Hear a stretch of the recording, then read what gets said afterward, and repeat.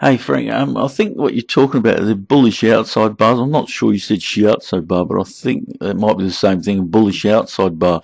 If you look at them, they're really good bars because they're like signals where the big boys are putting their orders in because they can't really hide their orders when they got these bullish engulfing bars. But the thing with these bullish engulfing bars, you've got to try and get them at good areas. You don't just take one, because here's a bearish engulfing bar. It's like you got to look at the wick and the body. Everything's bigger than the prior bar, and you can see it's bearish engulfing. But it's the good thing with this. It's in line with the trend. The same here, bearish engulfing. It hasn't taken out the top here, but it's still a bearish outside bar because the body's depends. People see them in two ways. You got one side of the people, they look at it as like it's got to completely engulf that bar, and then you got the other side here. You can just have the bodies engulfing the prior bodies. As long as they engulf, you got a bigger body, the second body, this red bar. As long as that's bigger, that's classed as engulfing bar as well. The thing is, if you can get it in locations, it's much better. But you can see here, this was formed off this demand area, which was basically formed from these prior bars. So you can see it's worked perfectly here. Again, here, this is another bullish outside bar, but I'm not sure this is going to work because what you want is the confluence. You've got to have, like I said in the prior video, where areas, location. So you've got to have good location for these bars. Because here's like a bullish engulfing bar, but look at it, smack bang, it's gone straight into the supply brick wall there. So it's hit that and just reversed. But here, this one has gone in line with the trend, so it's coming down in line with the trend. If we go back a bit, I'll just see if I can find some more examples. Here's just a basic pin bar that worked, but I'd class that as a bullish outside bar again, because it's virtually engulfing the body of that. So I'll class that as that. Here's another pin bar working. What I was telling you about pin bars, how good they are.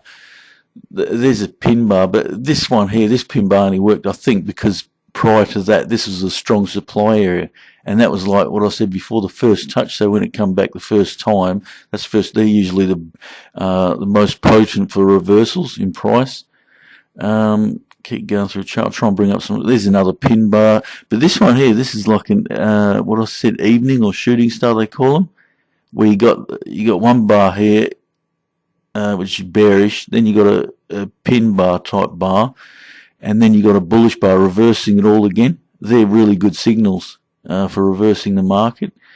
Here again, this is what I was telling you about before, about a 2-bar bullish engulfing, similar to that. But I'll just call it 2-bar bullish engulfing, and they work really good as well. So instead, if this bar hasn't engulfed that, the prior bar, the second bar could complete the engulf. So there's a nice strong bullish engulf, 2-bar bullish engulf. Go through, I'll see if I can find some more examples. Here's a bullish engulfing. That's a beautiful one there. The reason that won't work perfectly, because it's off the area here again. This is a bullish engulfing, but this one here I'll be a bit wary because you got wicks either side. So that's sort of, it's like orders, the big boys are consuming orders either way, building up orders. So they're just sucking in traders both sides, trying to get in the money off them, building up their liquidity to send the market their direction, whichever direction they want to go.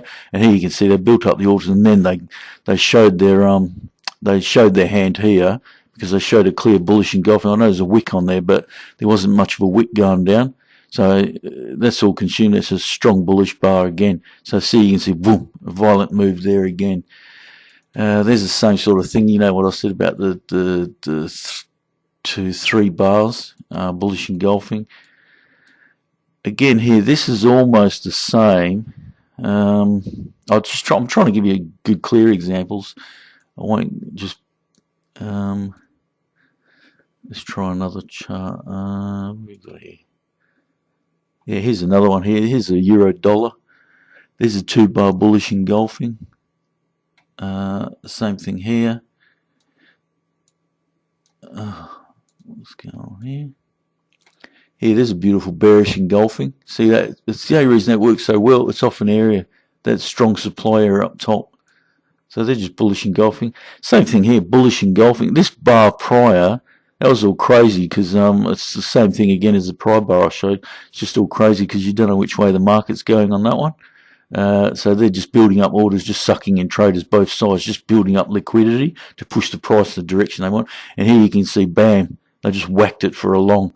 So they've gone past, engulfed it completely, gone long. So there's your long trade there.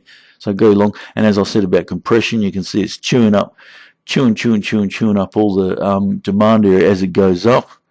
Eventually does a spike, and then bam, it goes down from that spike straight down here. So you got a nice bunch of pips in that one. There's 200 pips in that. And there you go. This is that first touch I told you about. See how it's come back down. Done a first touch of that supply area, and bam, off she went again. But there's I think that was the bullish engulfing bar you talked about before, but that's it there. It's in line with the trend. You could draw a trend line there. Trend line there, that's a pretty actually that's a pretty rubbish trend line. But you get the gist of it. But there's your touches there, and then bam, it's just bounced off a trend line in line with the trend and that. I hope that helps. See if that works. Cheers, mate. Bye.